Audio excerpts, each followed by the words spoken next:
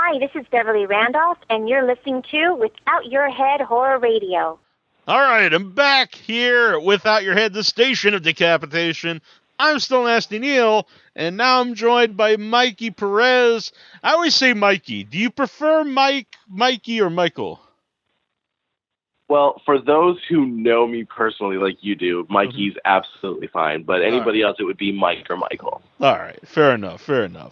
And we're going to talk about all your, well, maybe not all of them, because we might be all night if we talk about all your projects, but you've got a plethora of stuff we're going to get to, and it's good to have you back on the show. It's been a long time. It's been a long time. I can't even remember the last time it was quite a while ago. So thank you for having me. Thank you. Yeah, definitely. We'll have to make it, we'll see afterwards. Maybe you won't want to come back, but if you do enjoy it, we'll make a more regular event here. So, yeah, definitely. Yeah. The current crowdfunding campaign right now is for Pennywise, the story of it. And that's doing really well. Yeah. I think it's gonna happen. And so you can go and find that on Indiegogo.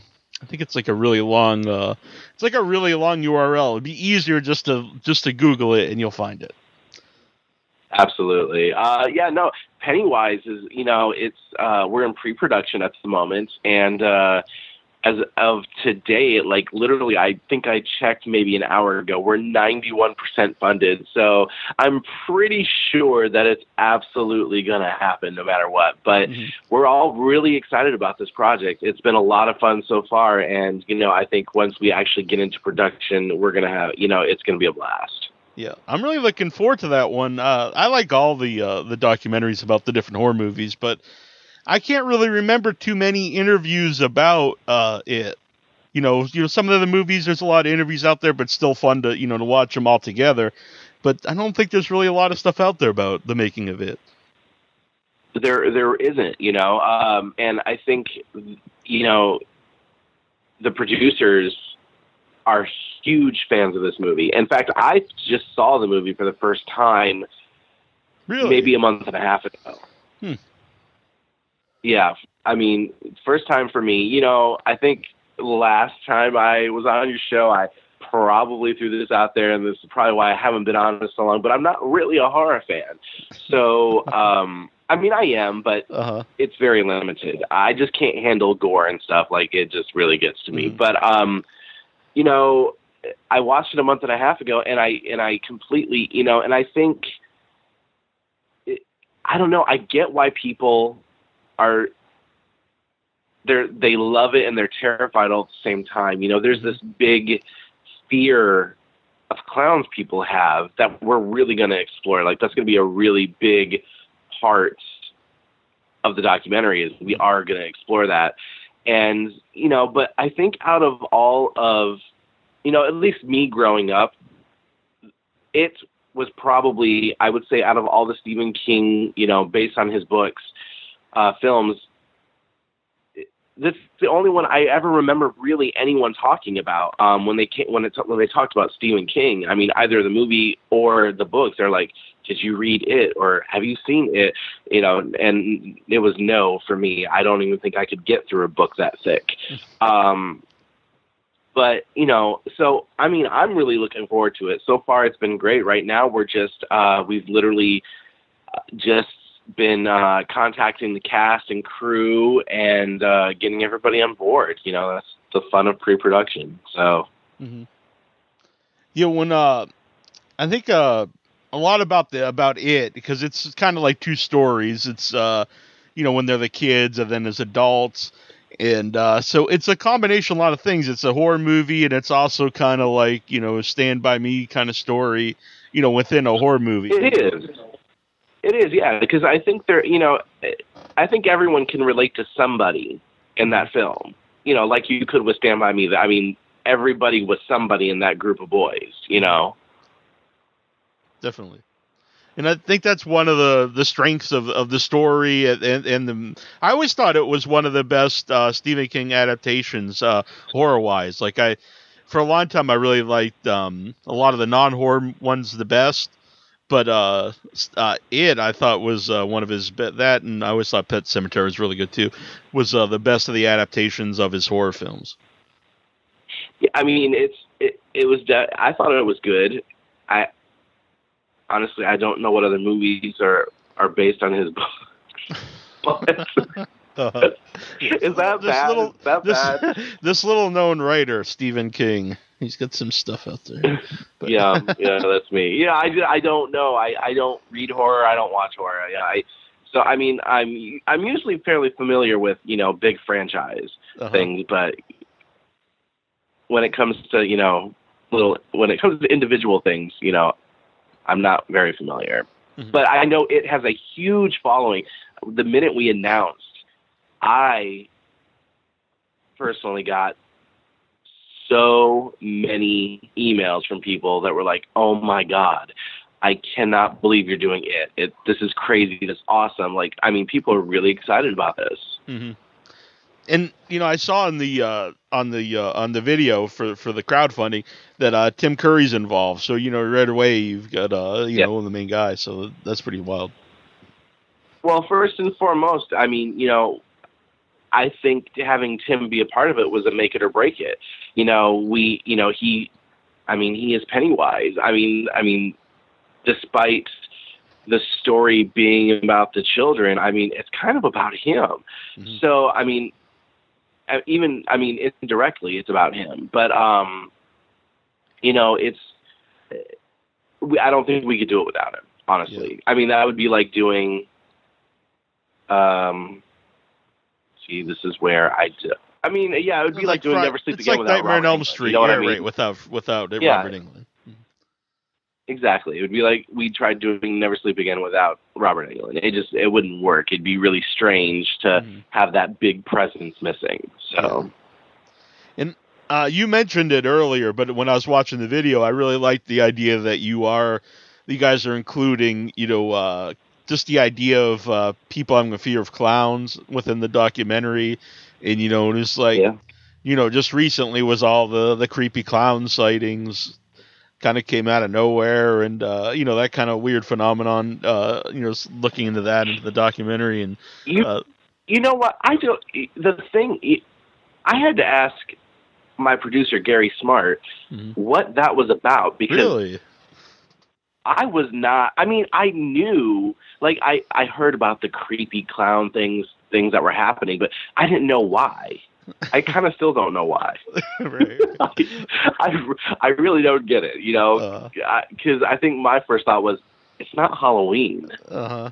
So I don't know. I maybe you can explain it more. Well, I'm kind of with you on that, because I never quite understood it. I just remember being on Facebook and seeing it pop up everywhere, and just thinking like, it started just like almost like a joke, and then I'd see people saying like they were like getting a gun, and it went like in a really strange, like dark territory, but it went dark and it went fast, but it's a good thing that we are going to be, we're going to be talking about that, in the documentary, because then that's why I like doing documentaries, because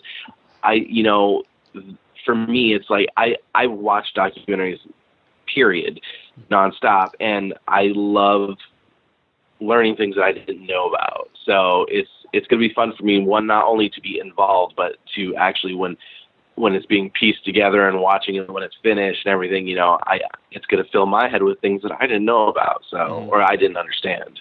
Yeah. Yeah, because there's a lot of stuff there, just, about Pennywise and it and all that stuff's cool. But I'm also interested to see the stuff about the creepy clowns, because it's almost like there must be something inherently creepy to people about a clown, because it wasn't like one specific area. It was like all over the country. Right. Do you have that fear? No, I've never had the fear. I don't either. And I know so many people who are creeped out by clowns, and I said, why? And they're like, and they really don't have an explanation. They're like, I don't know, I just am. And I mean, I guess I can take that into consideration, but I don't have that fear. So again, I'm interested, and we get to find out that, it's all gonna unravel. Yeah.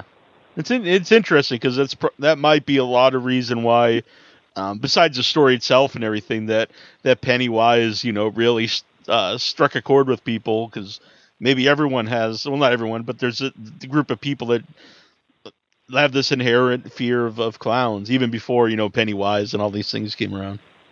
It's strange. I'd always think, if people are afraid of clowns, like, to me, when I think of clowns, I think of, like, the circus, kind of. So, to me, I always thought, like, the music at the circus was a lot creepier than anything that was in the circus. So, I don't know, I blame the music.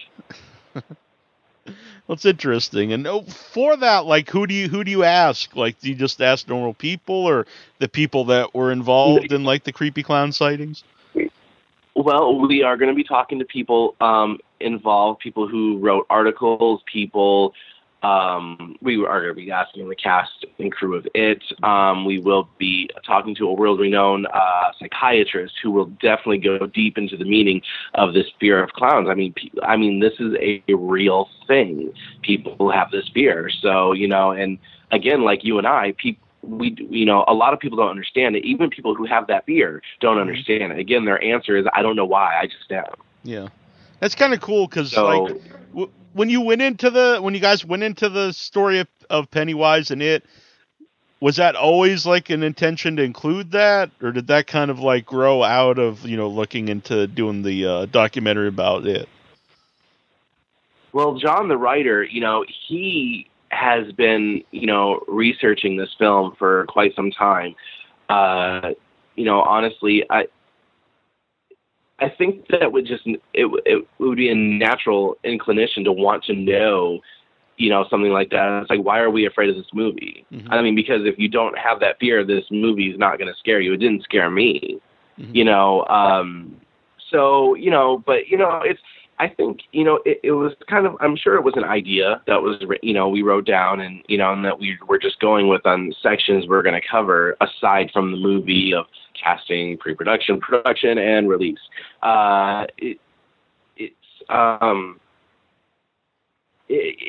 We haven't started filming yet. So, when we film these things, it usually blows up. Like, it gets bigger as we're actually filming, because everybody has such a different interpretation. And, so, I mean, I'm sure it's going to be a lot bigger than the ideas that were written down. Yeah. Yeah, I mean, I know it's not exactly the same, but it's like, if I'd have a guest on the show, I might be able to write up, questions I want to cover. But when you're talking to someone and you have a conversation, you ask something, but it might open a whole new path, and it's a whole new conversation. Right. And it can, usually one question usually leads to 5, mm-hmm. So there's usually 25 answers within one question. Mm-hmm. So, and then we have a whole new chapter that we have to, create because it was just opened up to us. Mm-hmm. So yeah, totally. Exactly the same. Mm-hmm. Buck McGee here mentions that Never Sleep Again is one of my all-time favorite documentaries. The story of it is going to be incredible. And I just want to mention about Never Sleep Again. I think that documentary really brought a lot of attention to part 2. Like, I never really heard a lot of people talking about Nightmare on Elm Street Part 2. And then when Never Sleep Again came out, like, it really seemed to blow up. And then you saw, Mark Patton, at all the conventions, and people really started to talk about it more. And it wasn't just the people who kind of joked about the gay undertones and stuff. People actually, really talked about it as a good sequel to the franchise. The funny thing is I think Never Sleep Again brought Elm Street 2 out of the closet, mm-hmm. No pun intended, because it's like, it was almost safe to talk about now. Like, it was okay to like it. Mm-hmm. Honestly, with, it's a good movie. It was never bad. I mean, there are reasons why it's hard to follow an original, for one. Yeah. So it's very rare that I hear people say, the sequel. I don't know. I'm one of those people who will actually loudly say, oh, I thought the sequel to this movie was better. And then everybody looks at me like I just slapped their mother. Uh-huh. So, no, Elm Street 2, like, I'm so blind to these things. Like, I mean, I grew up with that movie around me, and I'm a homosexual, and I didn't get those undertones. Mm-hmm. Like, I didn't think it was a gay movie, Mm-hmm. but with doing that, when I, worked on Never Sleep Again. See, Never Sleep Again for me was the first thing I ever worked on, documentary-wise. Mm-hmm. And I was just a publicist, and I did set up some interviews for that. So it was kind of like my start into it too, along with everyone else. And so when I watched it after it was finished, it answered so many things for me personally as well. And again, part 2, had no idea. I loved the part 2 segment. I laughed through the whole thing. I mean, between Robert Russler, Mark Patton, Marshall Bell, and Clu Gulager. Yeah, Clu's I mean, it was hilarious. And you got to love Clu. I love Clu. Yeah, Clu is a good friend of mine. He's a client of mine, and I adore him. He's that crazy uncle we all wish we had, I'd mentioned the same thing on the show, not just because you're here, but like I never knew it was considered the gay movie either. And my former co-host on the show, John, always talked about it. And then after I watched the documentary, then I go watch it, and I was like, well, yeah, I see all this stuff now that I never even paid attention to. But I also thought it was the most entertaining. I love the whole documentary, but I think that's the most entertaining part of the documentary. And it's also a part that maybe, beforehand you wouldn't think would be the most interesting part. It just kind of takes you by surprise. Each segment held their own definitely direction. Like, I think the first one was very serious. Mm-hmm. It was a very serious thing, and talking about the Wes writing the script, but yet he the undertow of the storyline wasn't really brought up, but it was brought up in the documentary, and it was a very serious thing. And the fact that the parents came to kill Freddie, and so it was serious. I think part 2 was the funny, hysterical one. Part 3 was I don't know. To me, that one was I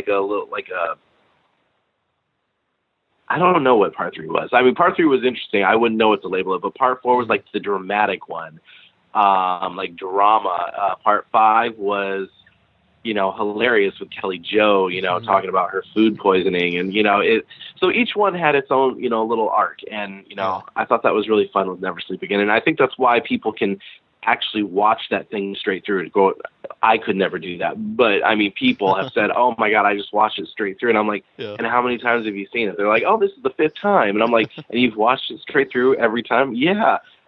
I don't. Okay. Yay. Yeah. That's fantastic. So we love our fans. Mm-hmm. Speaking of that, was there? I don't know how much you worked on it besides setting up the interviews, but was there any concern that this is too long? Because it is very long. No. Mm-hmm. No, not at all. That was a franchise that it had to be that long. Mm-hmm.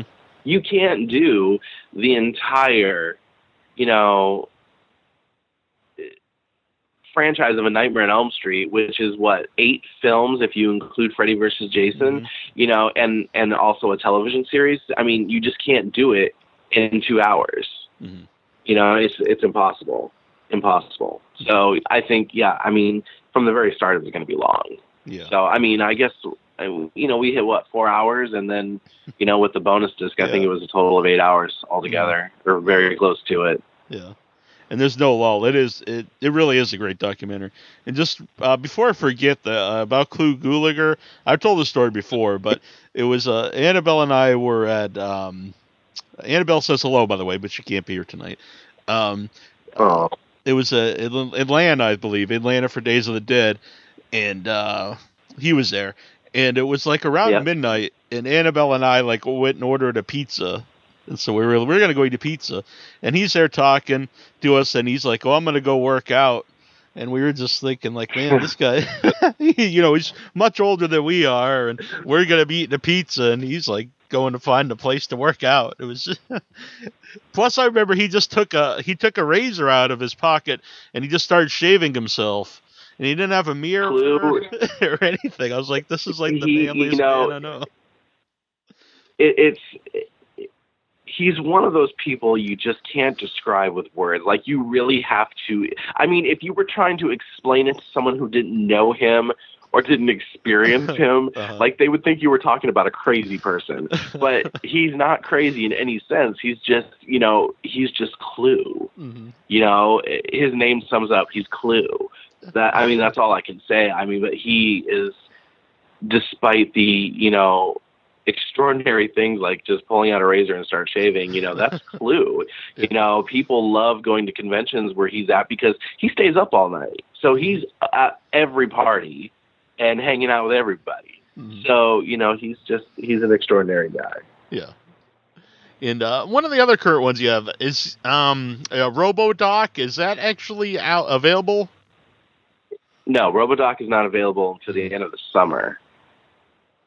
Yeah, and the first one, it's going to be a standalone documentary, and the first one will be released on Blu-ray, DVD, and then shortly after, parts 2 and 3 will be released on Blu-ray and DVD together.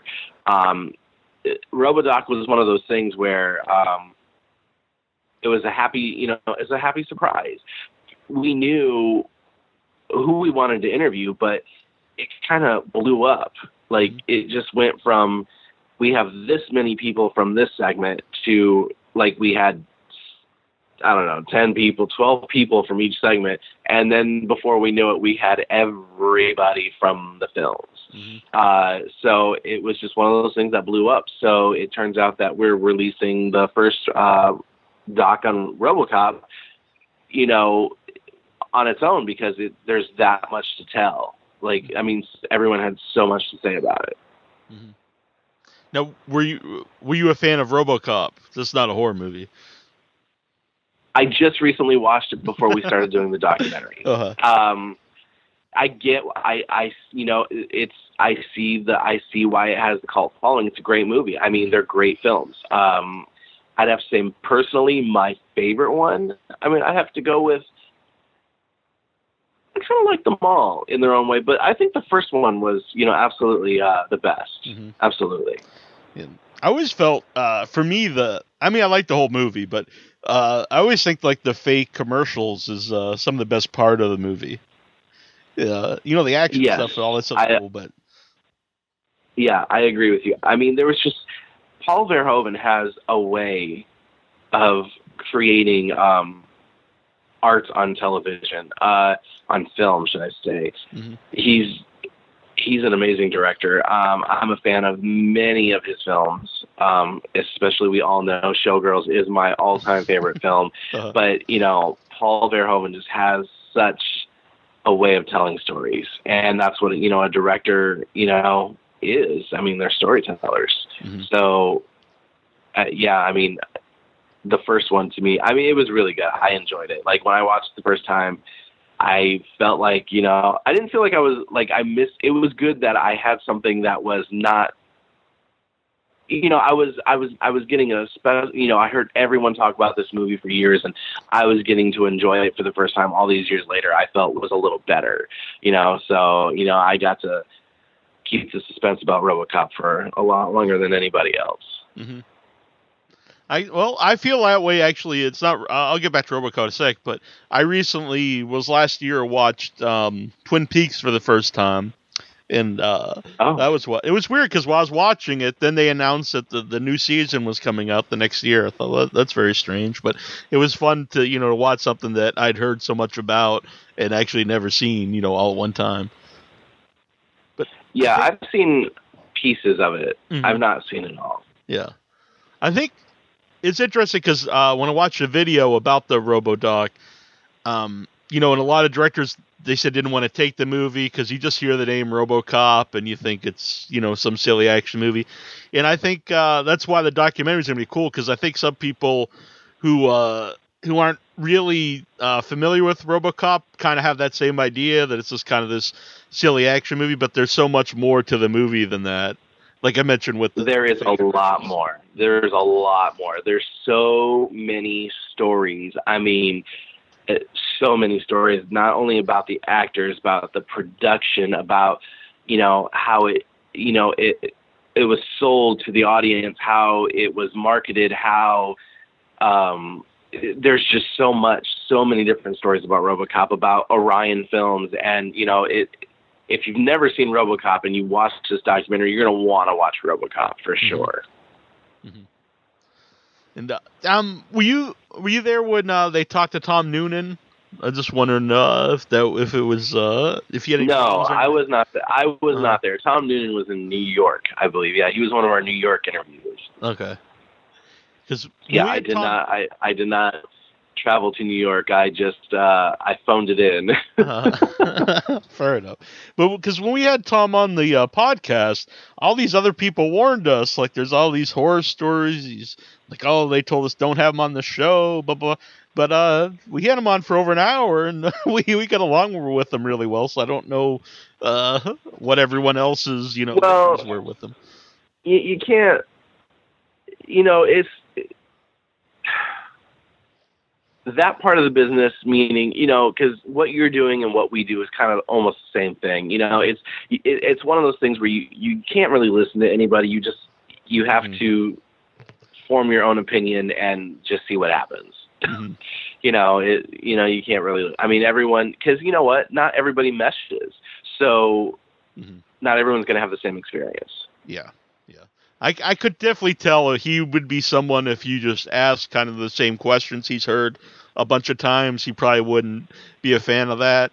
So I could see how maybe someone else would have that problem, but we usually ask different stuff, so he seemed to enjoy it. Well, then that's probably why you had a great experience. Yes, exactly. But I'm really looking forward to RoboDoc. And what are some of the incentives for Pennywise? Oh my gosh, like the incentives are, for fans. It's, there's everything from just the Blu-ray to the Blu-ray and a T-shirt, or the Blu-ray and buttons, or Blu-ray and a poster signed by the cast and crew of it. Mm-hmm. And there's so many perks to it. These people, see, the thing is about it, that it has this following that a lot of films that, you see a lot of people go to horror conventions that have these followings, but these are not people who do horror conventions. Like some people have Tim Curry's autograph, but a lot of the other people, you're not going to have their autographs. So, ordering the Blu-ray and the poster might be the thing for you, because if you're a collector, because you're probably not going to get these, autographs anywhere else. Yeah. I just learned something looking at the Indiegogo page. I did not know that Larry Cohen wrote the Pennywise TV show, the TV series. Yes. I did not know that. Yep. So it's another person. That's the whole point of a documentary. Exactly. To find out things you didn't know. Exactly. And there's always a lot of, speaking of at the conventions, there's some really great Pennywise cosplayers. Absolutely. DJ Trey is one of the best ones. Absolutely. For Pennywise. Mm-hmm. In fact, the funny thing is, the first time I ever saw him in cosplay, I didn't get it. Like, I didn't know who Pennywise was. I asked him, I literally said, "Are you Bozo the Clown?" I didn't know. And he kind of looked at me like, are you what? Like, what are you doing here if you don't know who I am? It's like that. That was the funny thing. So yeah, he's one of the best that I've seen do it. I remember I met all those the Monster Among Us people at the first Days of the Dead I went to, and they were all in costume at first. And then I remember when they would talk to me out of costume, and I was just thinking, who is this person? And because I just remember. Yes, I get that all the time. I'll be with my clients, or I'll be there promoting one of the projects that I'm working on, and and someone will come up to me, and they're smiling so big, and I have to just smile back, and they're like, "Hey, I was the person in the suit." Oh, because people are so good at it, like they don't break character, so they don't talk as if they're them. They talk as if they're the character. So sometimes it's kind of hard to tell the difference unless they're going as what they are. So. Right. Yeah. What's Women That Rock? I know it's a project of yours, but I'm not really familiar with it. Women That Rock is something that Women Who Rock, should I say, something that I'm been working on and currently working on, and can't talk too much about it, but the title says it all. Mm-hmm. My passion in life is music, first and foremost, and I enjoy doing documentaries. Like I said, I love documentaries. But I kind of, as much as I love doing them on films, doing retrospectives, I kind of want to journey into music. And I want to interview, which I have many yeses from many women who rock. And it's something that I'm really looking forward to. And I feel like it could be a really big thing. Especially, with things that are going on today with women's rights and, I'm not going to get political. So, it could be a really good thing and a very awesome thing all at the same time. Mm-hmm. Well, I'm looking forward to that too. I like documentaries in general. Actually, what are some of your favorite documentaries that you're not involved in? That I'm not involved in. Mm-hmm. Is there such a thing? Well, I assume you're maybe you don't like documentaries either. I don't know. No, I do like documentaries. Oh my goodness, I like to think of the ones. I mean, I've seen so many. You know what? I really, honestly enjoyed The Making of a Murderer documentary on Netflix. Uh-huh. I was not very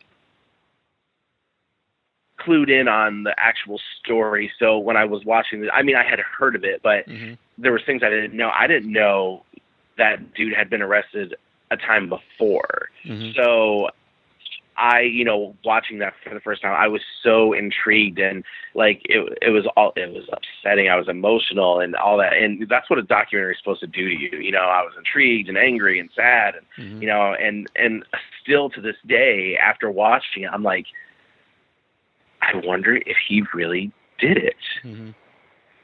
Because it kind of left it off where it kind of seemed like he didn't, but I don't, I don't know. It's one of those things. And I thought they were supposed to do another documentary, but I have heard nothing else coming out on it. So, but that's probably my favorite documentary. I mean, I love documentaries about Titanic. Anything with like U.S. history, honestly, Civil War, anything on Pearl Harbor, any of that stuff. Like, I really love that stuff. Mm-hmm. I'm a big fan of the History Channel. Uh-huh. I might have asked you this before, but since you brought up, not necessarily being a horror movie fan, how did you get involved in, representing horror people and anything in the horror world? Oddly enough, my first client was Linnea Quigley, first and foremost. Still is. And, she's such a sweetheart, and she sent me over to Tuesday Night, who also hired me to be her publicist. And so I had these two on my client list at the time, and I was still in college at that point. Tommy Hudson, who is my partner in crime in a lot of these documentaries, he's the creator and the producer, writer, and he actually said, "Have you ever done a horror convention?" And I said, "No." I said, "What is a horror convention?" I had no idea. And at that point, I had never even been to a Comic-Con. So I didn't know. And he's like, "It's this place where you book your clients and they, meet their fans and they sign autographs and do photo ops and all this stuff." And I'm like, "Really?" So the first person I actually booked into a horror convention was Kelly Jo Minter. So, we had started doing the interviews for Never Sleep Again, and some of my clients were the first in there, and Brooke Bundy was one of my clients, and Tuesday Night and Kelly Jo. They were like the first 3 people to interview for that documentary, and Priscilla Pointer. What do they all have in common? They were all in Elm Street. Mm-hmm.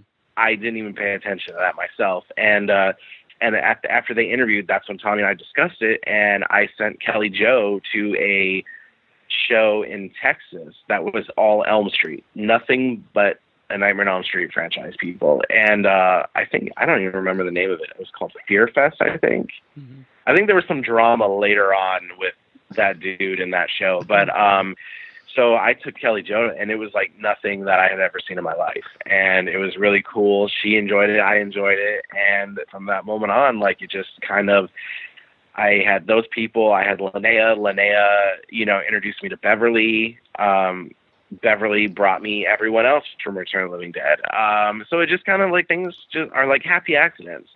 In this community, in this that I'm in now, mm-hmm. It's all been a happy accident. It's that generic answer. Oh, I just kind of fell into it. Well, I kind of did. So, yeah, it's all just a little coincidental. Yeah. No, what horror movies did you like, before you got into this? Were there any? Oh, yeah, absolutely. My stepmother and my stepfather. So, no matter whose house I was at my father's house or my mom's house, there was always someone who was a horror fanatic. I don't know how that worked out with my parents marrying. And my mom does not like horror films. She married a horror fanatic. My dad does not like horror films. He married a horror fanatic. So I wasn't allowed to see them until I was older, but, I watched Elm Street. I watched Friday the 13th. Sleepaway Camp was something I watched a lot. Child's Play, of course. Dolls. Oh my God. There's so many like great 80s ones that I watched. I'm probably like going to sit and blank on but yeah, like Sleepaway Camps, anything that was really kind of a franchise I watched. Yeah. Yeah. So, but I can't do like, Last House on the Left scared the crap out of me. Mm-hmm. Mm-hmm. Scared me to death. I can't watch that. I Spit on Your Grave scared the crap out of me. Like, there's just some that I just can't handle. Mm-hmm. Oh, there was another great one. I think the very first horror film I ever saw was April Fool's Day, if I'm not mistaken. Uh-huh. That was a good one. I enjoyed that one. Scared me when the ending scared the crap out of me. Uh-huh. But I was younger then and naive to horror films. But so no, that was like the first one. Then that kind of just opened the door to watching other ones. And they have to, for me personally, I pretty much don't leave any. There's some 90s horror that I watch, but it's probably mostly 80s. Mm-hmm. New horror films are just new films are just too gory and too scary. Can't do it. Sarah Church wants to know, what do you think of the Friday the 13th game? I did see on your Facebook you've been playing it. Yeah, I've been a little obsessed with that game lately. Uh-huh. It's been fun. I think it's for one, when they announced it, I thought that was a unique idea. As a fan of the franchise, mm-hmm. And for someone who likes to play video games, I always said, wouldn't it be cool if there was, but I think I used to say if there was like a Halloween game, like I was like, that would be awesome to me. But Friday the 13th came first. Well, no, I think there was a Halloween game for Atari or something, but I'm talking like on this level.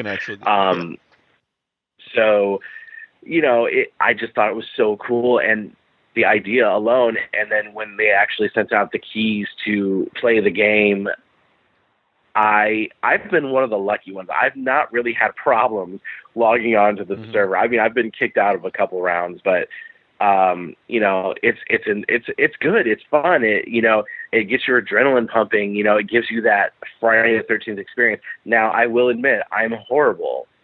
I have played as Jason a couple times. I suck. Like, I literally think you play with like, it's either 8 or 10 people. Yeah. I think I'm lucky enough to kill one person. I suck terrible. It's terrible. But when I play as a counselor, I'm still bad because I'm usually the first one to die. I don't know why.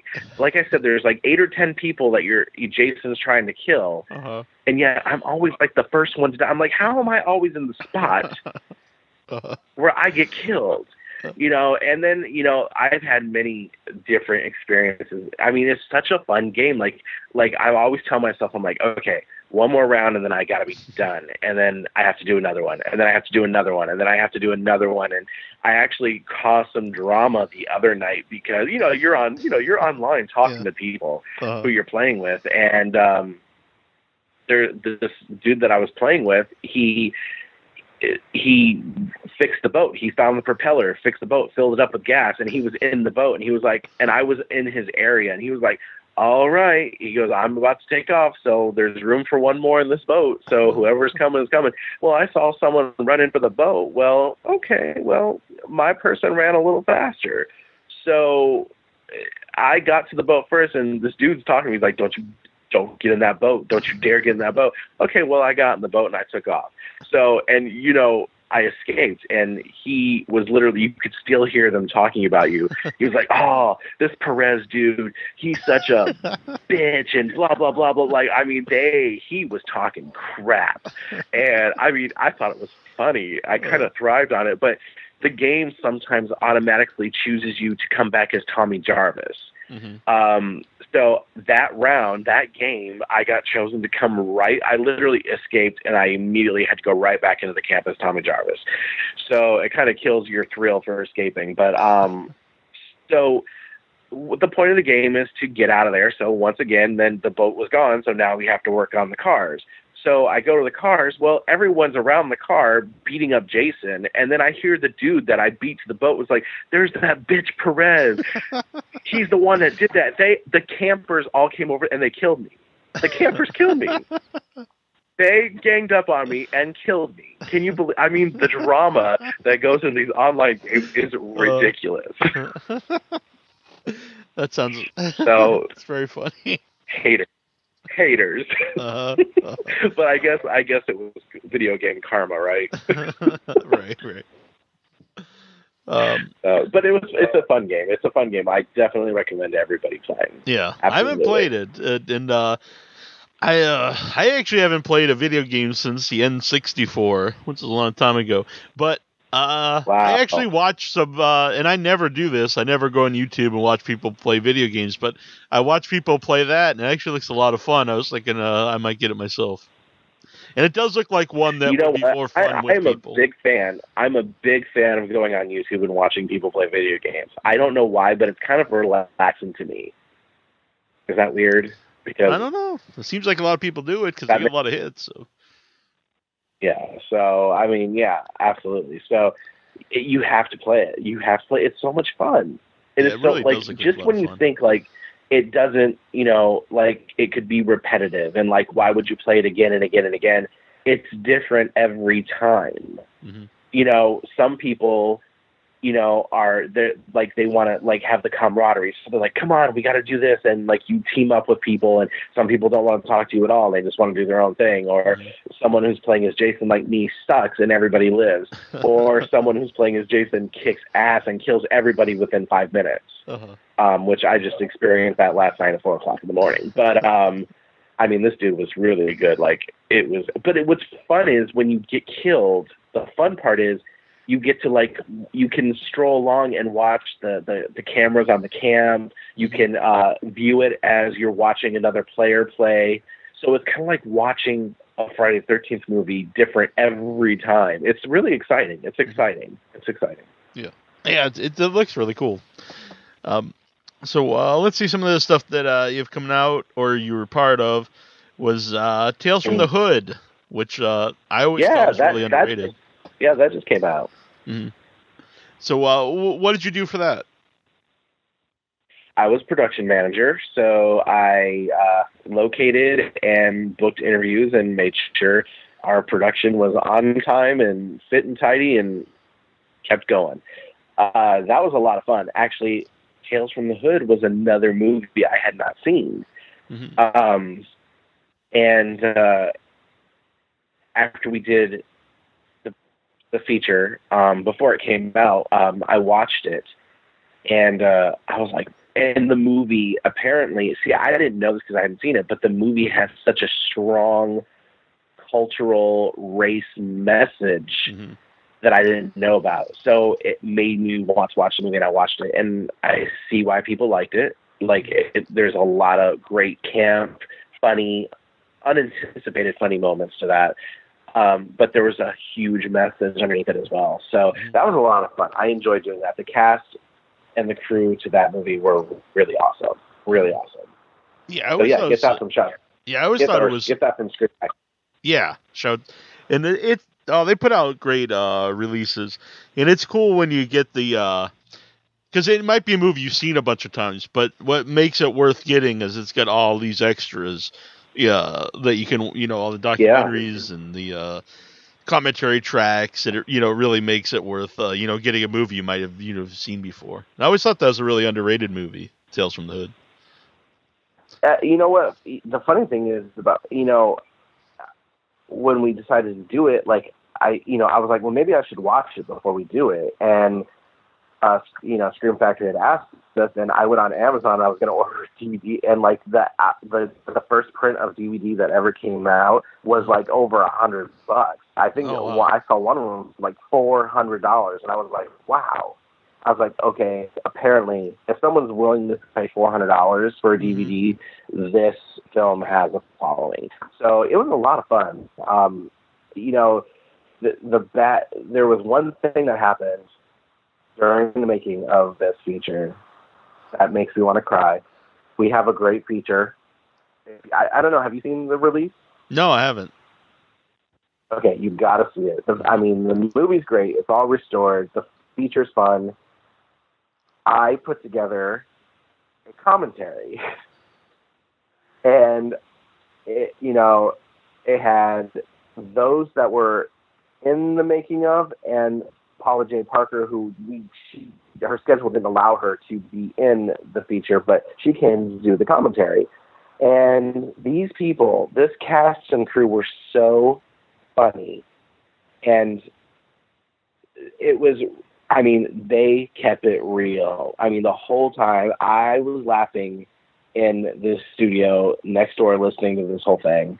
And when it finished and we went to do the mix, the company's, their program crashed, and we lost it. We lost it all. Oh, man. And I was so depressed because I have listened to a lot of commentaries, and that was by far the best commentary to a film I have ever heard in my life. Mm-hmm.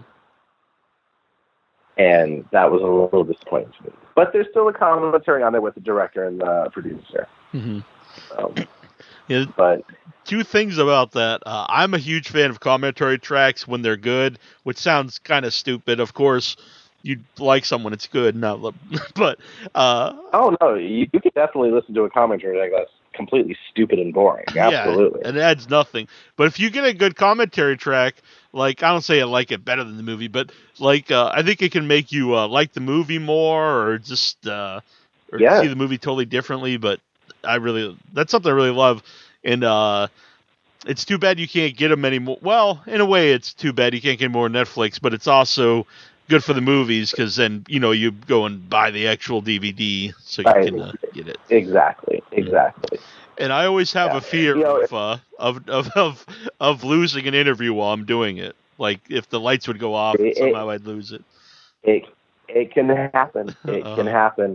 It can happen. I literally walked everyone out to their cars, and I came back in, and our mixer was like, I have really bad news. And he tried to recover and find everything, and it just was not there. Yeah. And, that's the first time that's ever happened to me. So what am I going to do now in the future? I will be putting my iPhone on record while the movie's playing, in that room. So, that can be cleaned up good enough to be a commentary. Right. So you learn along the way. Yeah. It's not a horror movie, but it's also made by Rusty Cundiff, who did Tales from the Hood, is Fear of a Black Hat. If you've never seen that movie, I'd really recommend it. It's very funny. It's kind of I've never seen it. It's a mockumentary. It's sort of like Spinal Tap, but with like about rap stars. It's really funny. Oh, okay. I'll look it up. Yeah. Maybe it's on Netflix or Amazon, one of the two. But yeah, I'll check it out. I've never seen it. Yeah, it's I mean it's probably like a kind of a cult movie, but I really enjoy it. Rusty is an amazing guy. I love Rusty, and I'm bringing him out to the convention circuit. Oh, nice. I don't have a date yet, but I am bringing him, Paula J. Parker, Wings Hauser, and a couple other people from Tales from the Hood out. So look for some reunions coming up at some conventions. Oh, that's awesome. Those are people I'd really like to meet because, like I said, it's cool. It's cool meeting people that you've seen lots of times, but there's always something special when it's you get to meet people for the first time. Maybe a movie that's kind of goes under the radar, and it's hey, all these people are going to be at the convention for the first time. That's always something special. Absolutely, yeah. That's kind of my reputation with the conventions. Like shows will come to me. Monster Mania, for one. The promoter came to me, and he's the one that said, I'd really like to do a Halloween 6 reunion, and it had never been done before. Like it was so funny because for some reason there was this. Everyone's like, good luck doing that. You'll never get the cast. Well, the cast jumped on in 5 minutes. Like that was one of the easiest things I ever put together. Mm-hmm. And so that's what I do. Like when a show will come to me and they'll be like, oh, we want to do, a reunion on this movie. So that's kind of how I get clients and stuff. It's very rare that I actually go out and just find clients because my horror film, I don't know it. I don't know what is considered, good enough to do a horror show. So I have to either ask people on Facebook or I have friends that I've made, really good friends that I've made from conventions, and I ask them, I'm like, okay, who would you like to see at a show? Because I don't know, I really don't. So, I mean, to me, I'd be, if it were up to me, I'd be booking Meryl Streep and Julia Roberts and Sally Field and Mary Stuart Masterson.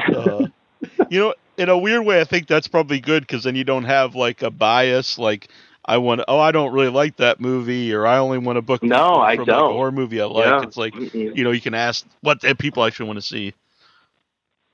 You know what movie I recently not recently, I mean, it was within the year that I saw for the first time.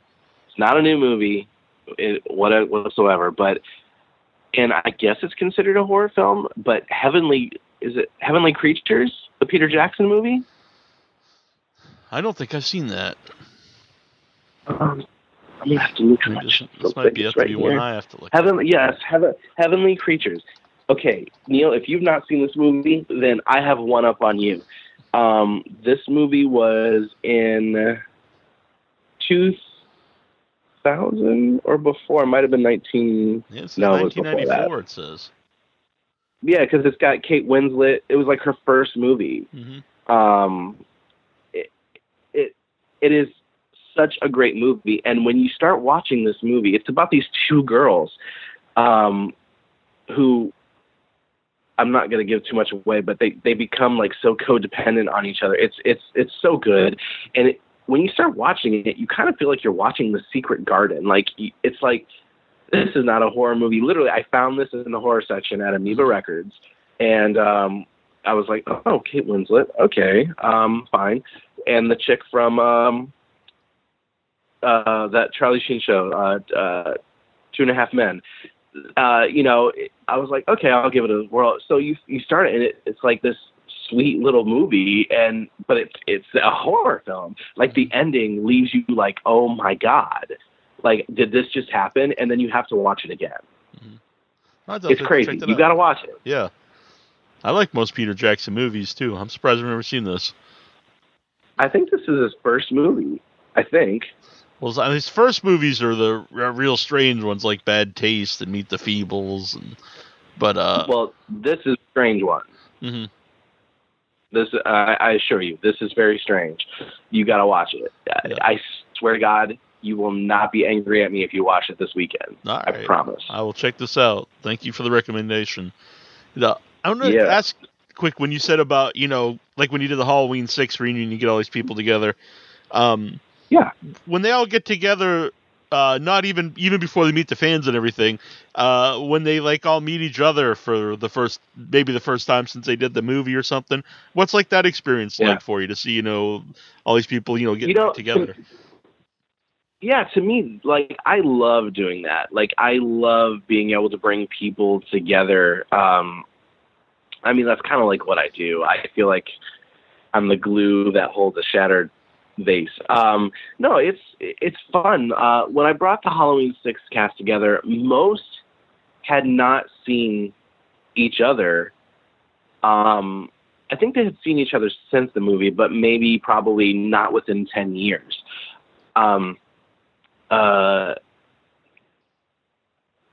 Some people were closer than others, but when I try to get everyone in, like, to see each other before the actual show starts, but in some cases that doesn't happen, because everyone flies in from different places and it's random. So, for Halloween 6, I think the first show we did was Monster Mania, Maryland, and, everyone saw each other for the first time, like, there at the table. Devin, who was just a kid when he did that movie, had not seen any of them since he filmed. I don't even think he was at a premiere, to be honest. I'm not sure. I could be wrong. It was so funny because he was one of the first people there, and he was at his table already before the show started. And I walked Marianne Hagen to her table, and he's right next to her, and she just stopped in her tracks, and she's like, "Oh my God." She goes, "You cannot be the kid that I made this movie with." And she was so excited to see him, because you have to think, when they filmed that movie, again, he was a kid. Yeah. So they really connected more on this level, like, and they had so much more in common. Like, he's grown up, he's married, and, so there was a lot more, and they really grew close from this reunion. And Mariah and Marianne have always been close, and JC and Mariah got closer, and we brought Susan Swift into it. Everyone just, loves, it's really good. Sometimes you put a get together, and sometimes people don't always want to see somebody, but this one was completely genuine, and they all had a blast. That first show for them was so much fun. I mean, we went to the VIP party, and I think we shut the place down, and they had so much fun. There's videos. I think I have videos on my Facebook, everyone dancing and cutting cakes and having fun drinking and just dancing with the fans. And that was, I feel, one of my favorite reunions that I've ever put together. It's a good feeling. It really is, to see everyone reconnect. And then I get to hear all these stories too, and ironically, out of the Halloween series, the franchise, Halloween 6 is my favorite. Mm-hmm. So that was fun for me. So when I was asked to do it, I was happy to. And when it was successful, I couldn't have been happier. Yeah. So it was awesome. Mm-hmm. That's very cool.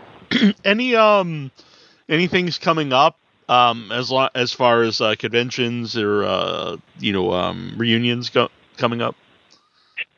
Well, I have been doing a lot of documentary work. Mm-hmm. So sad to say, I only have one convention booked this year for the rest of the year, but I'm booking up. So like I said, Tales from the Hood and some other ones are going to be coming up. And I don't know where, because I haven't booked them yet. So I've just been really slow at it, and I need to hurry. Otherwise I'm not going to get in. So unfortunately, sad news on that end. Mm-hmm. That's fine. You got a lot of cool documentaries coming out. Yeah. So that's been taking up my time lately. Yeah.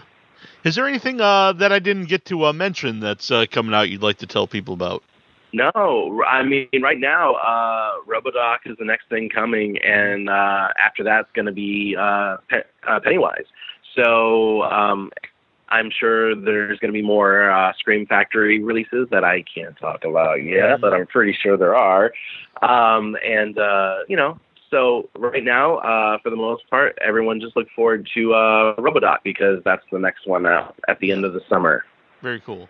And how can people follow you? Not like at your house or anything, but if they want to follow Mike. Oh well, no, they can come to my house. My address is no. I'm just kidding. They can find me on Twitter. My handle name is at Mikey'sDreamin'. I don't know. I never set up one of those URL things, those personal ones on Facebook, so I don't have one. So people kind of just have to look for me on Facebook. I believe it's under Mike Perez. People can find my business Facebook account. It's Michael Perez Entertainment, and that updates you on projects and conventions coming up and new clients and what's going on and, current press that I'm doing for clients and all that fun stuff. Very cool. I'm also on Instagram, too, if people are into the Instagram thing. And it's the same thing as my Twitter at Mikey's Dreamin'. So. Yeah.